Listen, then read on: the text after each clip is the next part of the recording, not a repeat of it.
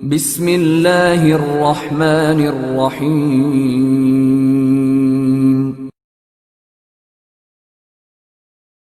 Jamaah, dorongan mengalah dan bersabar dalam rumah tangga Islam itu, poin sebenarnya bukan terletak pada soal gender, bukan terletak pada soal karena dia suami atau karena dia istri. Sehingga tidak boleh hanya menganggap kalau dia suami maka dia seharusnya lebih banyak mengalah dan bersabar pada istrinya sesuai dalil Al-Quran dan As-Sunnah, atau tidak boleh hanya menganggap kalau dia istri maka dia harus banyak mengalah dan bersabar pada suaminya sesuai dengan dalil Al-Quran dan As-Sunnah. Karena terbukti jamaah dalam Al-Quran dan As-Sunnah, seperti yang sudah saya sering sampaikan, bahwa suami harus banyak mengalah dan bersabar pada istrinya, sebagaimana pula istri juga harus banyak mengalah dan bersabar pada suaminya. Bukan berarti Al-Quran dan As-Sunnah tidak konsisten, tapi justru inilah indahnya Islam, dengan maksud menegaskan bahwa barang siapa yang ingin menjadikan rumah tangganya sebagai jalan lapang bagi dirinya untuk menuju surga, maka hendaklah dia banyak bersabar dan banyak mengalah dalam rumah tangganya. Mau dia suami, mau dia istri, rumah tangga Anda adalah peluang ibadah seumur hidup yang pastinya akan mengalirkan pahala yang dahsyat jika Anda cerdas berada pada jalan rumah tangga tersebut jamaah.